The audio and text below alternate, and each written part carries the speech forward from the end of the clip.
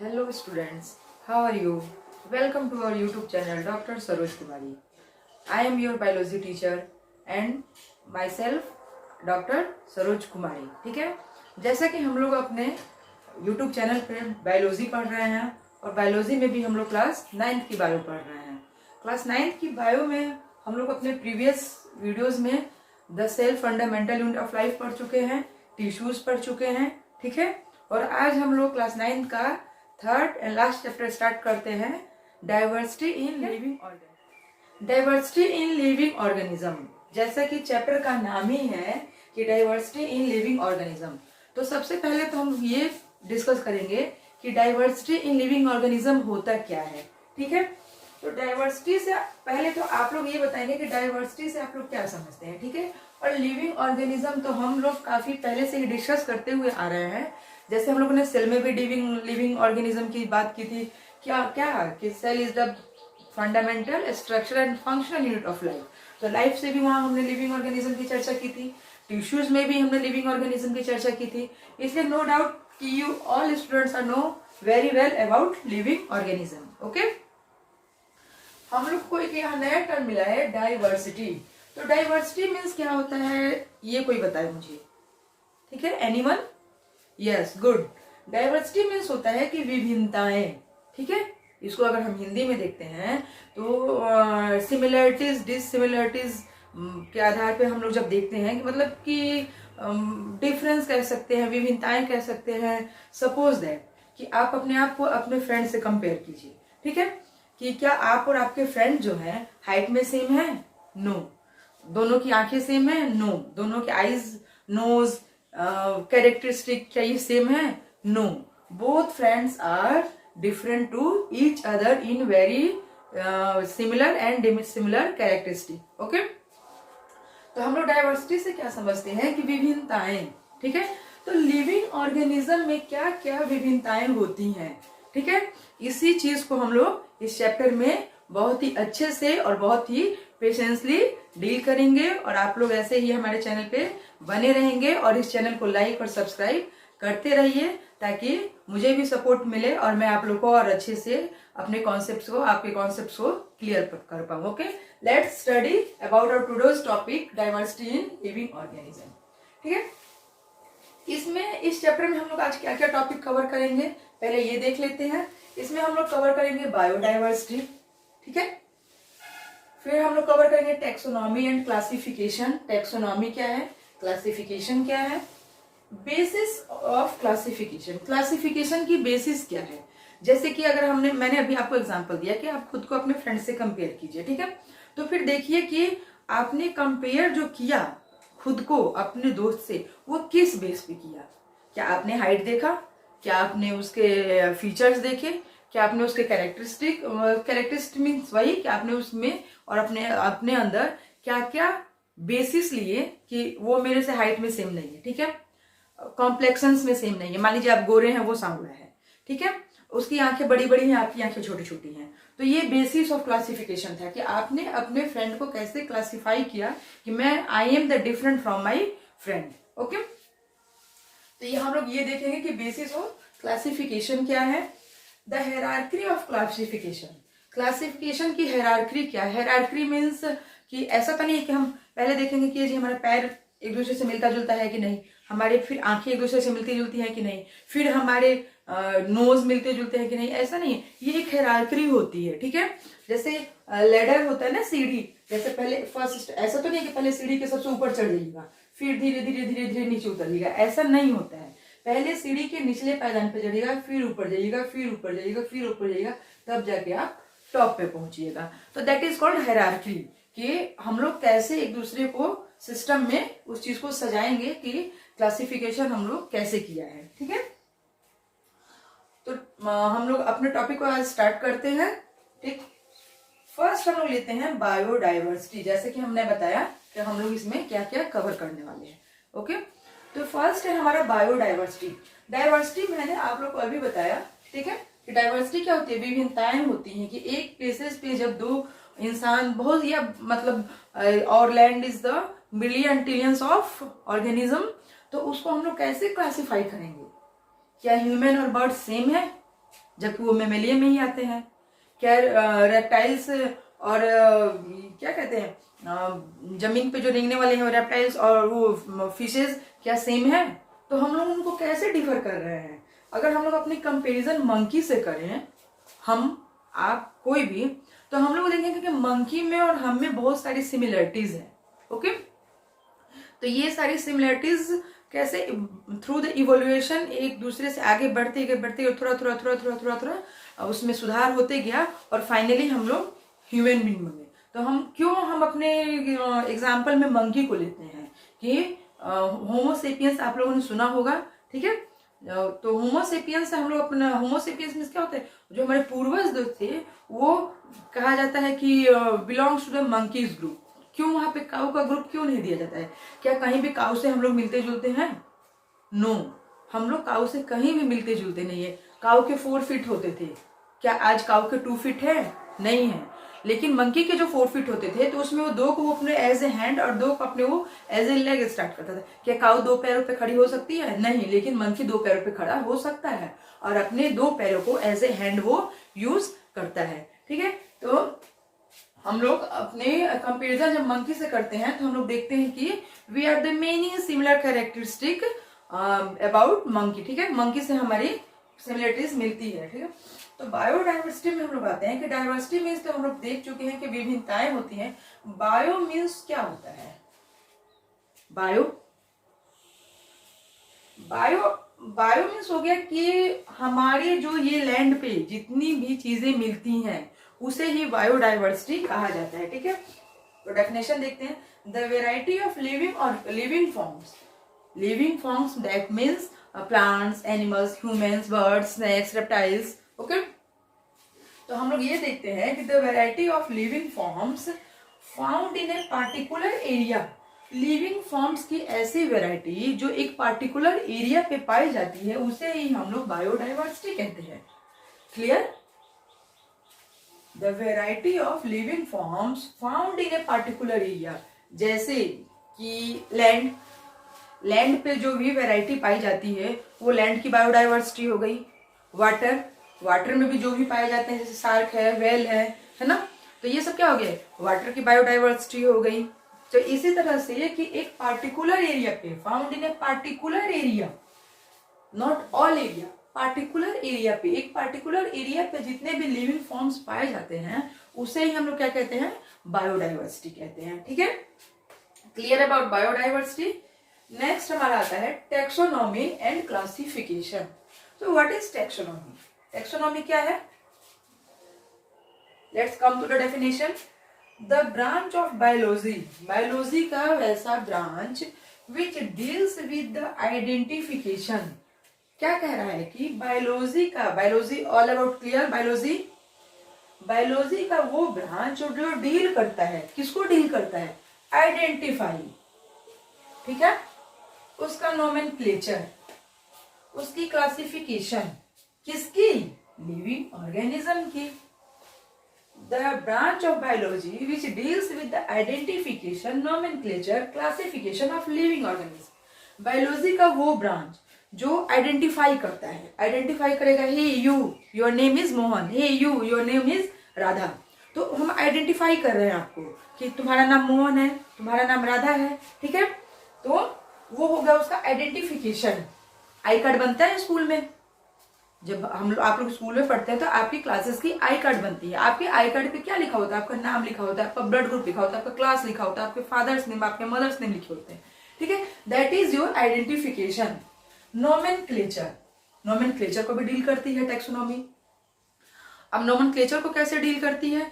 जैसे कि आपका नाम है मोहन, आपका नाम है राम, आपका नाम है श्याम, ठीक है? तो वो कैसे डील करती है उसको कि आपके नाम को वो डील कर रही है कि आपको हम कैसे पहचानेंगे। अब मैं बोल दूं हे बॉय, तो इसका मतलब कि ये सारे लड़के हो गए, हे यू गर्ल्स मतलब ये क्लास की सारी लड़कियां हो गई। तो हम ऐसे नहीं बोल सकते, हमको आपको नाम से बुलाना है, तो उसी से आप आइडेंटिफाई होइएगा कि हाँ मैम मुझे बुला रही हैं, मेरा नाम ले रही हैं, तो उसके नोमेनक्लेचर को, ठीक है? And classification. और क्लासिफिकेशन क्या है? हमारे क्लास में कौन कौन है? 3 टाइप्स के लोग हैं, गर्ल्स है, बॉयज हैं, मैम है। तो हम लोग इसको क्लासीफाई करते हैं, hey boys you all are that side, hey girls you all are that side, और आई एम दैट साइड।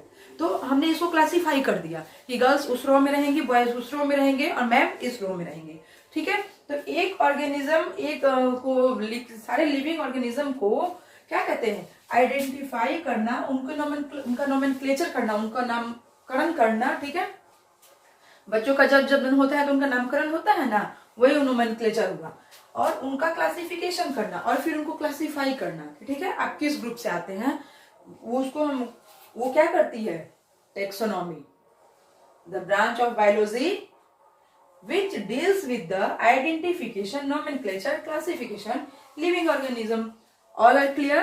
सबको याद हो गया कि बायोलॉजी का वैसा ब्रांच जो डील करेगा, किसको डील करेगा, आइडेंटिफिकेशन को, नोमेनक्लेचर को और क्लासिफिकेशन को, उसे हम लोग क्या कहेंगे, that is called taxonomy. Clear? Very easy term. हम लोग डाइवर्सिटी इन लिविंग ऑर्गेनिज्म, इतना टफ चैप्टर है, बच्चों को इतना हार्ड लगता है कि बच्चे गाउंज माउंज हो जाते हैं, कैसे पढ़े मैम, दिमाग में नहीं आ रहा है, ओवरलैपिंग हो रही है। तो हम लोग इसको इतना इजी वे में पढ़ेंगे कि सारे कॉन्सेप्ट क्लियर होते जाएंगे और सभी चीजें, सारे टर्म्स आपको क्लास में याद होते जाएंगे। Who is the father of taxonomy? Cell की भी खोज हुई थी, टिश्यू की भी खोज हुई थी ना, न्यूक्लियस की हुई थी, साइटोप्लाज्म की हुई थी। तो उसी तरह टैक्सोनॉमी को किसने दिया? Carolus Linnaeus. Carolus Linnaeus is the father of taxonomy. Carolus Linnaeus को फादर ऑफ टैक्सोनॉमी कहा जाता है। ठीक है, आइए अब हम देखते हैं कि, ठीक है, हम टैक्सोनॉमी देखा हमने, अब हम देखते हैं कि क्लासिफिकेशन क्या है। रेडी। टैक्सोनॉमी के बाद हम लोग देखते हैं क्लासिफिकेशन। क्लासिफिकेशन क्या है? तो क्लासिफिकेशन की डेफिनेशन देखते हैं, categorising living organism into different groups on the basis of their properties. Properties क्या है? Similarities and differences. In known as classification. Classification को हम लोग कह सकते हैं कि categorizing living organism. Living organism को categorize करना, उनको अलग अलग कैटेगरी में डिवाइड करना, into different groups, अलग अलग ग्रुप्स में डिवाइड करना, on the basis of their properties, उनकी प्रॉपर्टीज के आधार पर उनको अलग अलग ग्रुप में डिवाइड करने को ही हम लोग क्या कहते हैं, क्लासिफिकेशन कहते हैं। ठीक है, जैसे अगर सारी सब्जियां एक जगह रखी हुई हैं तो उसमें से हम लोग को, जैसे आलू, प्याज, मटर, गोभी सब हमने एक टोकरी में रख दिया, तो अब उनको हमको क्लासीफाई करना है। क्या करना है? क्लासीफाई करना है। तो हम लोग 4 टोकरी लेंगे, एक में आलू चुन चुन के रखेंगे, एक में प्याज चुन चुन के रखेंगे, एक में मटर रखेंगे, एक में गोभी रखेंगे। तो हम लोगों ने क्या किया कि हमारी बायोडाइवर्सिटी में जितनी भी लिविंग ऑर्गेनिज्म है उन सबको हमने क्लासिफाई करना शुरू किया। हमने, दैट मीन्स हमारे साइंटिस्ट लोगों ने उसको क्लासिफाई करना शुरू किया।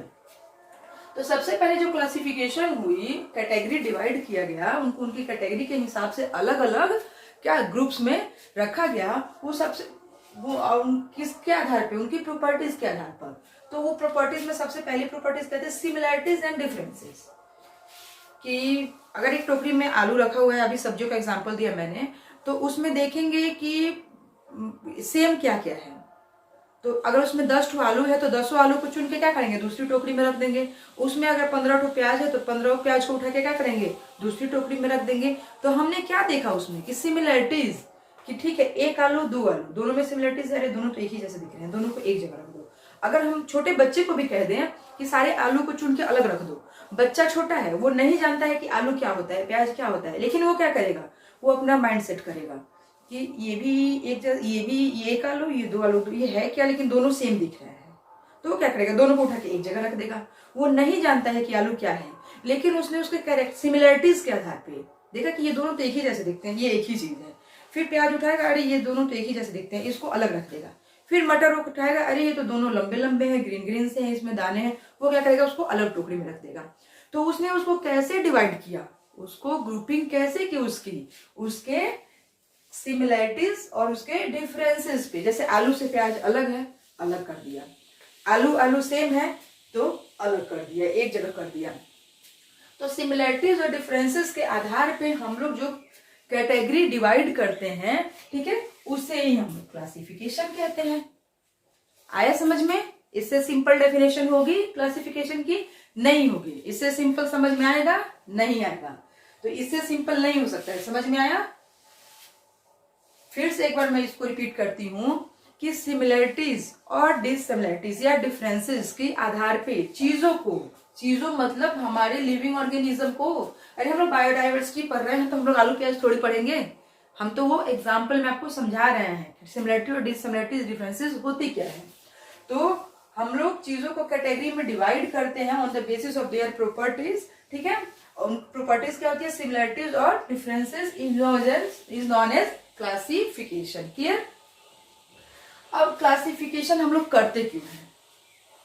ये भी एक क्वेश्चन हमारे माइंड में आता है कि हम लोग क्लासिफिकेशन करते क्यों हैं। मैम सबको एक ही जगह रहने देते हैं, क्या जरूरत है अलग अलग रखने की? अब बताइए कि हमसे मम्मी कहे कि बेटा 2-4 आलू ले आना, तो हम क्या करेंगे? पूरी टोकरी उठा के ले जाएंगे कि मम्मा इसमें तो सब मिक्स है, मिल ही नहीं रहा है। ऐसा नहीं होता है। हम सिर्फ आलू की टोकरी ले जाएंगे या आलू की टोकरी से आलू निकाल के ले जाएंगे। तो हम लोग को इम्पोर्टेंस क्या है? क्लासिफिकेशन की इम्पोर्टेंस क्यों हुई? साइंटिस्ट को इनकी क्या जरूरत पड़ी? तो ये हम लोग पढ़ेंगे, ठीक है। Importance of classification. If we classify organism into several categories, it will be easier for us to study them. अगर हम लोग लिविंग ऑर्गेनिज्म को अलग अलग कैटेगरीज में क्या करते हैं? डिवाइड कर देते हैं या क्लासिफाई कर देते हैं, तो उनको पढ़ने में हमें आसानी होगी। अब सारे लिविंग ऑर्गेनिज्म को, गाय भी पढ़ना है, कुत्ता भी पढ़ना है, सांप भी पढ़ना है, सबको तो एक साथ पढ़ नहीं सकते हैं। तो इसलिए हम लोगों को क्लासिफिकेशन की इंपॉर्टेंट हुई कि हम लोग क्या करेंगे? उसको छोटे छोटे ग्रुप में बांट देंगे तो हमें पढ़ने में इजी हो जाएगा। नेक्स्ट इंपॉर्टेंट क्या है? We can also understand how different organism are related to each other. इससे हम लोग ये भी समझ पाएंगे कि अलग अलग लिविंग ऑर्गेनिज्म एक दूसरे से अलग कैसे हैं, ठीक है। मान लीजिए कि काऊ से मंकी अलग कैसे है, तो जब उसको हम डिवाइड करेंगे, उसको कैटेगराइज करेंगे, तब तो हम इसको देख पाएंगे ना कि दोनों में क्या सिमिलरिटीज है, क्या डिफरेंसेस है। तो ये थी हमारी दूसरी इंपॉर्टेंट। तीसरा इंपॉर्टेंस क्या था कि it will help us in understanding how organism evolve that means survive करना। तो इसका तीसरा इंपॉर्टेंस था कि कैसे लिविंग ऑर्गेनिज्म क्या करते हैं? इवॉल्व करते हैं, उसको हम लोग समझ पाए। क्लासिफिकेशन की इंपॉर्टेंट क्यों हुई? कि छोटे छोटे ग्रुपिंग में जब उसको कर देंगे तो हमें पढ़ने में आसानी हो जाएगी, ठीक है। फिर हम ये समझ पाएंगे कि एक ऑर्गेनिज्म दूसरे ऑर्गेनिज्म से कैसे कोरिलेट करता है या क्या डिफरेंसेस है, ठीक है। और तीसरी इंपॉर्टेंट ये हुई कि लिविंग ऑर्गेनिज्म कैसे सर्वाइव करते हैं, कैसे इवॉल्व करते हैं, वो हम लोग पढ़ पाएंगे। ओके, नेक्स्ट हम लोग देते हैं बेसिस ऑफ क्लासिफिकेशन, ठीक है। इसके पहले एक टर्म आता है हमारा इवैल्यूएशन। क्लासिफिकेशन की बेसिस क्या थी, इसके पहले हमें इवैल्यूएशन जान लेना जरूरी है, जिससे हमें basis of classification easily clear होगा। तो पहले हम देखते हैं कि इवैल्यूएशन क्या था। इवैल्यूएशन की पहले डेफिनेशन देखते हैं। It is a process of gradual change. Gradual change means क्या होता है? स्लोली, धीरे धीरे, ठीक है। Gradual change that take place over many generations during which a particular organism slowly change some the characteristic. Evolution क्या होता है कि यह एक ऐसी प्रक्रिया है, it is a process of gradual change, जिसमें क्या होता है कि ऑर्गेनिज्म में धीरे धीरे चेंज होता है, that take place over many generation। उसके 1, 2, 4 साल 10 सालों में नहीं, उसके कई जनरेशंस में चेंजिंग होती है, during which a particular organism slowly change some characteristic. जैसे कि मंकी थे, हम आपकी एनसीईआरटी की बुक में ये फिगर दिया हुआ होगा मंकी वाला कि कैसे उसमें क्या होता है, इवोल्यूशन की प्रक्रिया हुई। पहले क्या थे? पहले 4 फीटेड थे, चलते थे, फिर पूरे झुक के चलते थे, फिर उसमें थोड़ा सा मॉडिफिकेशन क्या हुआ एक कई जनरेशन के बाद कि वो थोड़े से सीधे हो गए, थोड़े से सीधे होकर चलने लगे। फिर उनमें क्या मॉडिफिकेशन हुआ कि वो 2 पैरों पे चलने लगे, और उनके जो 2 फीट थे पैर थे, वो हैंड का काम करने लगे। फिर आफ्टर दैट क्या हुआ कि वो बिल्कुल स्ट्रेट हो गए, लाइक अस ह्यूमन बीइंग्स, ठीक है। तो ये कई जनरेशन में जाके ये चेंजिंग हुई। तो इस चेंजिंग की प्रक्रिया को हम लोग क्या कहते हैं? इवोल्यूएशन कहते हैं कि जनरेशन दर जनरेशन किसी भी लिविंग ऑर्गेनिज्म के कैरेक्टरिस्टिक में जो स्लोली चेंजेस होते हैं उसे हम लोग, अब ऐसा तो नहीं है कि मंकी पहले 4 फीटेड था फिर एक ही बार खड़ा होकर ह्यूमन बन गया, ऐसे नहीं हुआ। वो पहले 4 फीटेड था, वो बिल्कुल बंदर जैसे आज के बंदर होते हैं वैसे था, फिर धीरे धीरे सीधा हुआ, थोड़ी सी कमर सीधी हुई, फिर थोड़ा सा हमारा क्या हुआ बैकबोन थोड़ा और सीधा हुआ, फिर वो जो 2 फीट थे वो हैंड का काम करने लगे और finally that we human beings. तो किसी भी लिविंग ऑर्गेनिज्म में generation to generation slowly changes जो होते हैं उसे ही हम लोग इवोल्यूएशन कहते हैं। इस इवोल्यूएशन को देखा किसने, इस इवोल्यूएशन का टर्म दिया किसने, चार्ल्स डार्विन ने। ठीक है, चार्ल्स डार्विन एक साइंटिस्ट हुए जिन्होंने पहली बार डिस्क्राइब किया, फर्स्ट डिस्क्राइब दिस कॉन्सेप्ट, किस कॉन्सेप्ट को, इवोल्यूएशन के कॉन्सेप्ट को। कब, 1859 में, इन हिज बुक, कहा, उन्होंने अपनी एक किताब लिखी द ओरिजिन ऑफ स्पीसीज, कि स्पीसीज का ओरिजिन क्या है, स्पीसीज जो है, जो जीव जातियां हैं उनका ओरिजिन क्या है। उनकी बुक थी जिसे उन्होंने 1859 में लिखी और पहली बार डिस्क्राइब किया कि इवोल्यूएशन क्या है। So we can say that कि father of evolution Charles Darwin, और उनके इस वर्क को देखते हुए हम कह सकते हैं कि फादर ऑफ इवोल्यूएशन कौन थे, Charles Darwin. Now come to the next और टॉपिक, बेसिस ऑफ क्लासिफिकेशन में था कि हम लोग देखते हैं what is the basis of classification. Classification जो किए, वो क्लासिफिकेशन जो हुआ, उस क्लासिफिकेशन का बेस क्या था, किस बेस पर, किस आधार पर उन्होंने क्लासिफिकेशन किया। तो एरिस्टोटल क्लासिफिकेशन अलग अलग साइंटिस्ट ने अपना अपना किया। ठीक है, किसी का 2 किंगडम क्लासिफिकेशन है, किसी का 3 किंगडम है, 4 किंगडम है, 5 किंगडम है, 6 किंगडम है। ठीक है, क्लासिफिकेशन 6 किंगडम तक हुई है। तो हम लोग देखते हैं कि इसमें किस साइंटिस्ट ने किस बेस पर क्लासिफिकेशन किया। तो एरिस्टोटल जो थे, Aristotle classified animals on their basis of their habitat. Habitat मतलब उनके रहन सहन, ठीक है, कि वो कहाँ रहते हैं। तो एरिस्टोटल ने उनके हैबिटेट के अनुसार उनको क्लासिफिकेशन किया। उनका क्लासिफिकेशन क्या था एरिस्टोटल का, कि उन्होंने पहले 2 ऑर्गेनिज्म डिवाइड किए, प्लांट्स एंड एनिमल्स। ठीक है, कि भाई इस पृथ्वी पर सबसे ज्यादा चीजें क्या है, प्लांट्स है या फिर एनिमल्स है। तो उन्होंने पहले प्लांट्स और एनिमल्स में चीजों को 2 पार्ट्स में कैटेगराइज किया। फिर उन्होंने फर्दर प्लांट्स को देखा कि कुछ ऐसे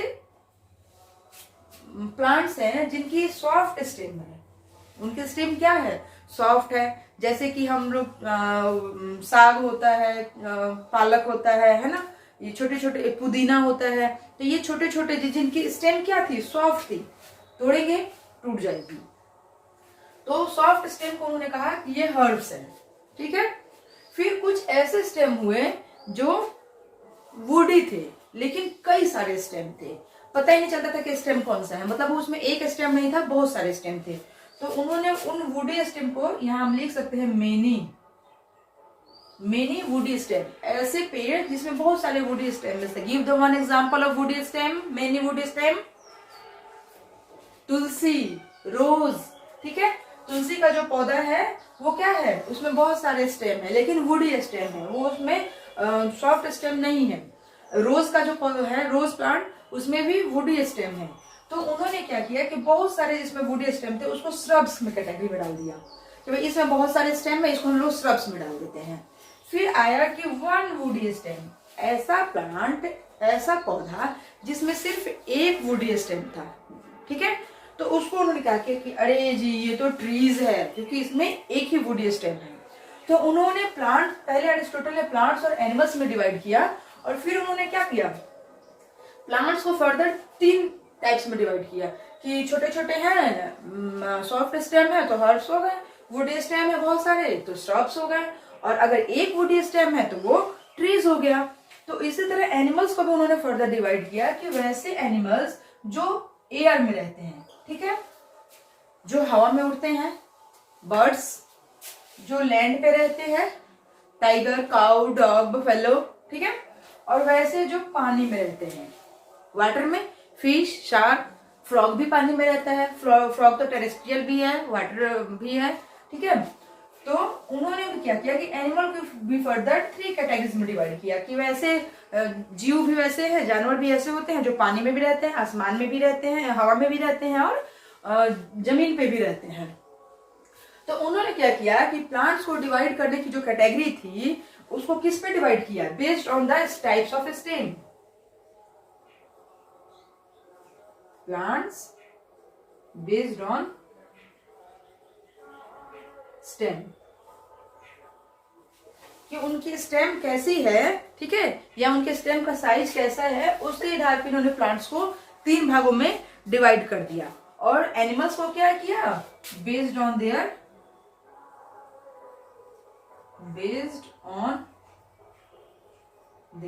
लीव,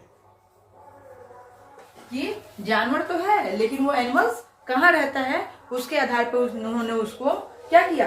3 भाग में डिवाइड कर दिया, ठीक है।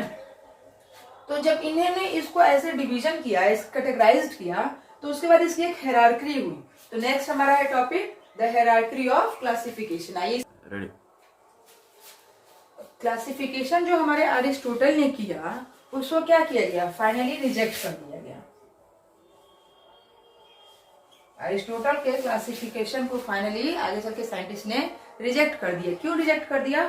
कि हर्ब्स, स्ट्रब्स और ट्रीज, अब हम छोटे पौधे को देखे कहेंगे जी तो हर्ब्स है, वुडी स्टम देखे कहेंगे तो स्ट्रब्स है, लेकिन उसको मतलब उसकी कैरेक्टरिस्टिक क्या थी उसके आधार पे हम नहीं डिवाइड कर सकते हैं। वो मैंने बस उसका बाहरी फीचर देख के बता दिया कि वो क्या था। तो अरिस्टोटल के जो क्लासिफिकेशन का बेसिस था उसको साइंटिस्ट ने रिजेक्ट कर दिया। और रिजेक्ट करके, क्योंकि भाई हम बायोलॉजी पढ़ रहे हैं तो बायोलॉजिकल टर्म्स आने चाहिए ना, क्योंकि क्लासिफिकेशन के पहले हमारे सेल की खोज हो चुकी थी, टिश्यूज की खोज हो चुकी थी। तो साइंटिस्ट ने क्या किया कि उस आधार पर इनको कैरेक्टराइज करना शुरू किया, जिसमें पहला क्या था कि सेलुलर ऑर्गेनाइजेशन, ठीक है। सेलुलर ऑर्गेनाइजेशन उन्होंने देखा, सेलुलर ऑर्गेनाइजेशन समझते हैं कि प्रोकैरियोटिक, यूकैरियोटिक।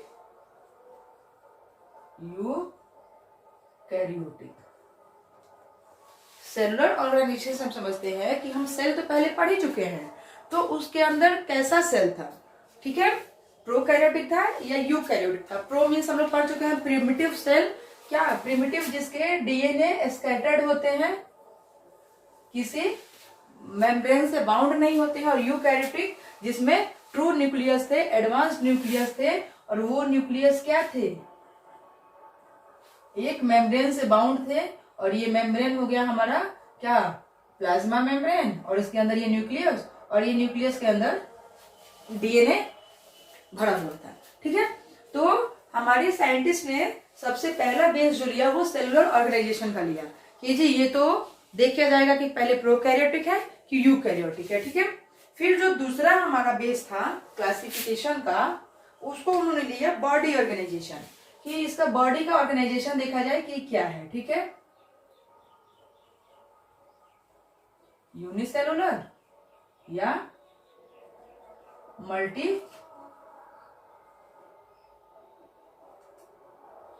मल्टीसेलुलर।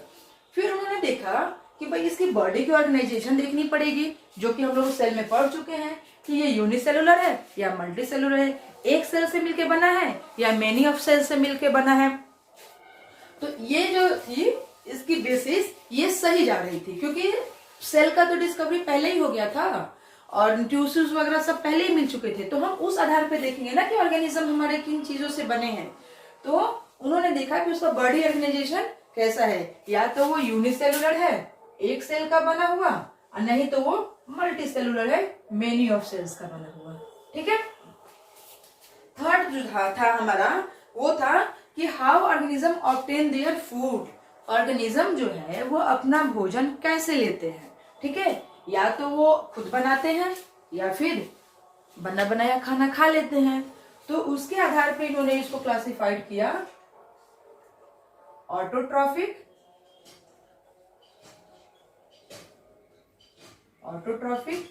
हेटेरोट्रॉफिक।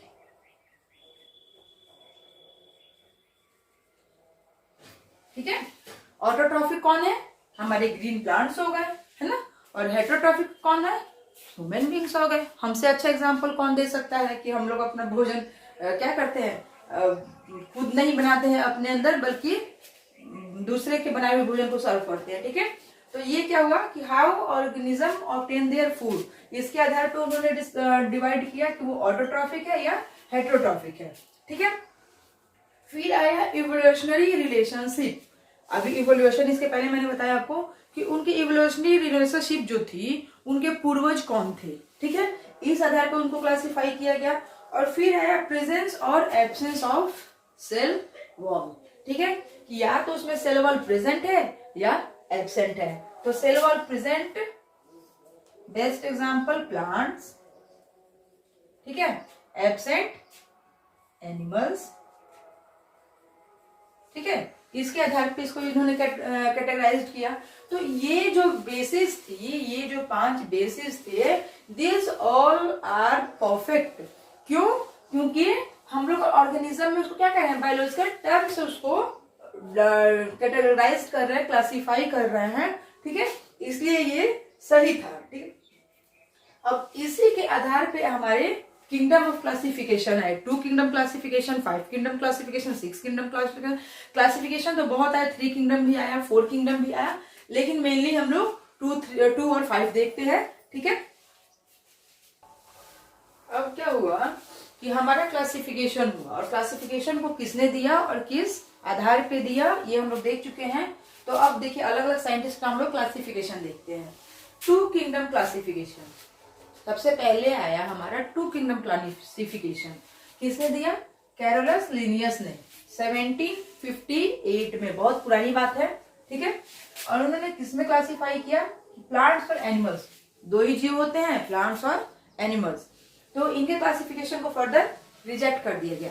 ऐसा थोड़ी होता है कि 2 ही जीव होते हैं, प्लांट्स और एनिमल्स। अगर प्लांट्स और एनिमल्स 2 ही जीव होते हैं तो ठीक है, हम लोग रेप्टाइल्स को किस में लाएंगे, हम लोग वाटर में रहने वाले जीव को किस में लाएंगे।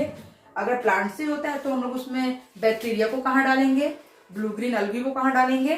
तो फर्दर ये रिजेक्ट हो गया। लेकिन हमें इसे पढ़ना पड़ता है कि 2 किंगडम ऑफ क्लासिफिकेशन किसने दिया था? कैरोलस लिनियस ने। फिर आया हमारा 5 किंगडम क्लासिफिकेशन, और 5 किंगडम क्लासिफिकेशन किसने दिया?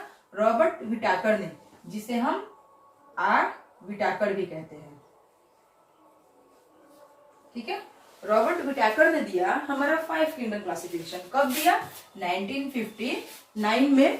ठीक है, इन्होंने कहा कि ऑर्गेनिज्म जो होते हैं उनको हम 5 कैटेगरी में बांटते हैं। ठीक है, पहला मोनेरा, प्रोटिस्टा, ठीक है, फंजाई, प्लांटेई, एनिमिलिया।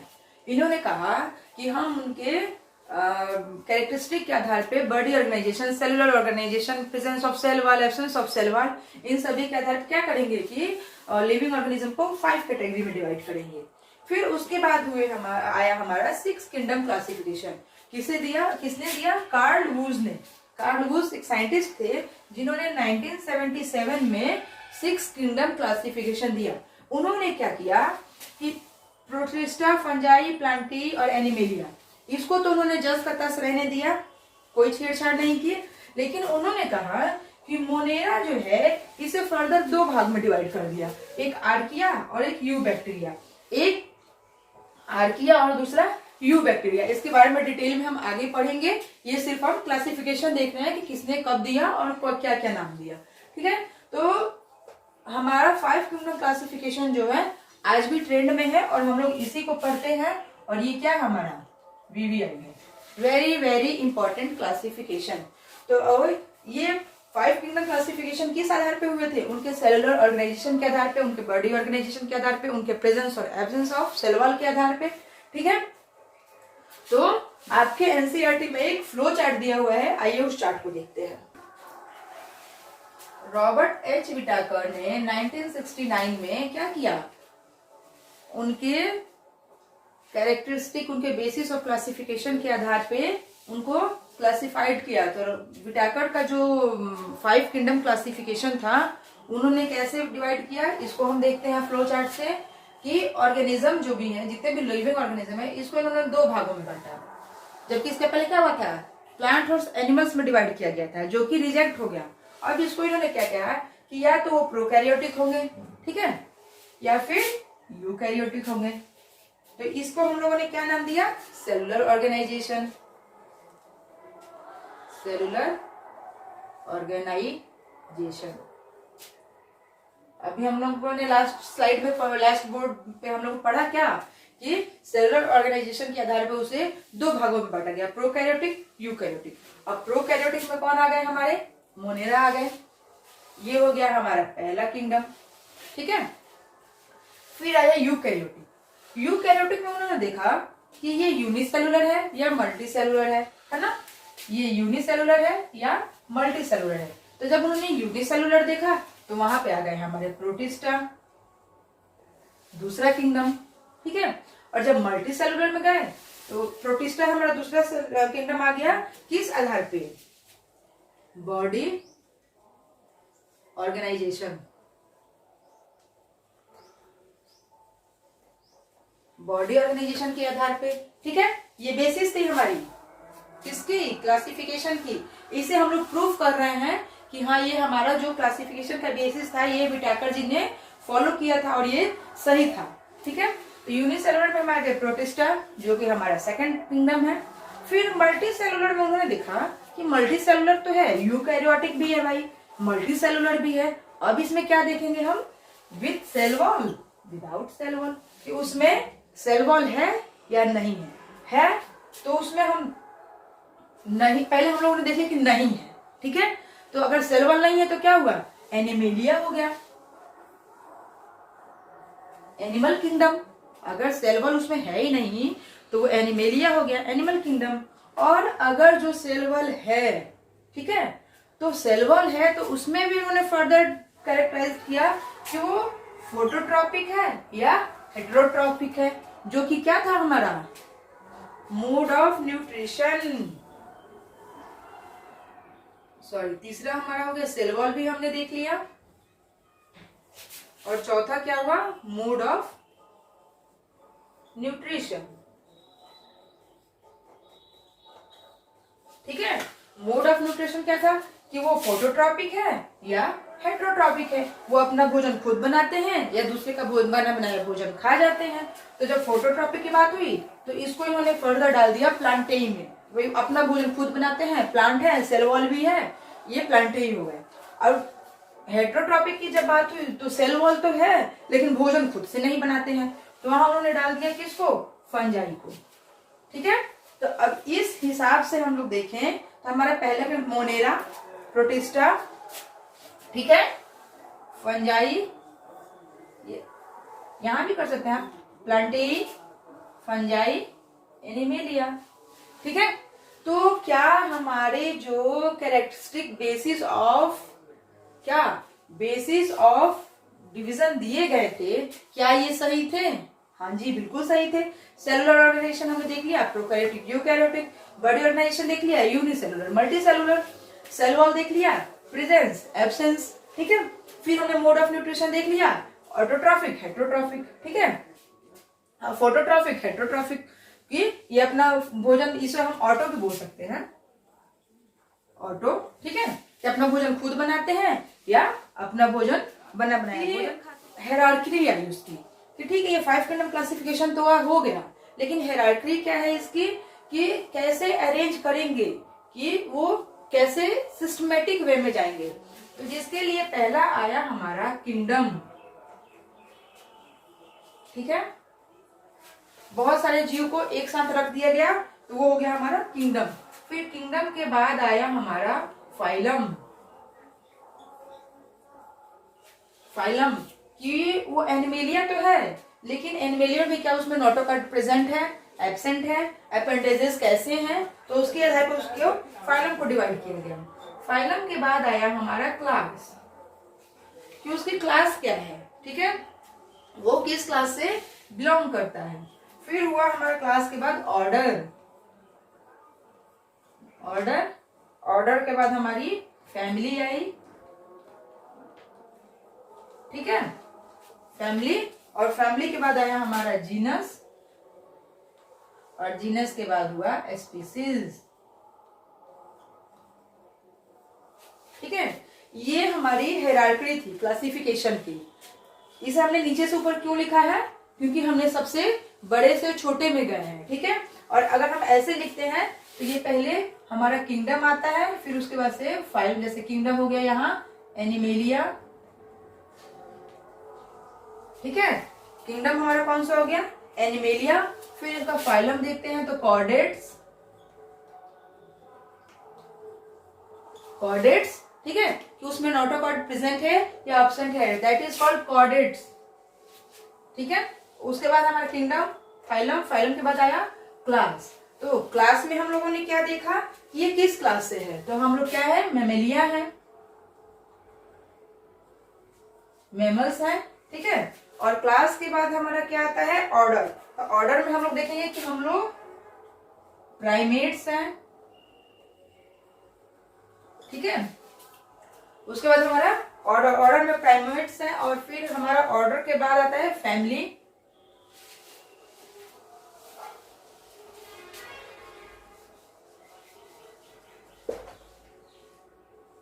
फैमिली होमिनिड, ठीक है।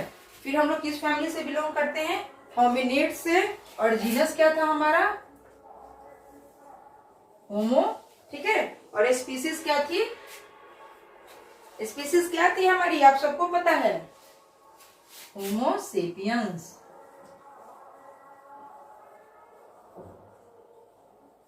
ठीक है। तो ये हम लोगों ने एनिमेलिया का एग्जांपल लिया। ये इसी हिसाब से हमारा ये जो क्या है, हायरार्की है, ये क्लासिफिकेशन की ये हायरार्की कैसे बनी हुई है, ठीक है। इसी के साथ आज का हमारा टॉपिक खत्म होता है, और हम मिलते हैं अपने नेक्स्ट वीडियो में 5 किंगडम क्लासिफिकेशन के साथ। तब तक आप वीडियो को देखते रहें, समझते रहें, और लाइक और सब्सक्राइब और शेयर करते रहें। Thank you.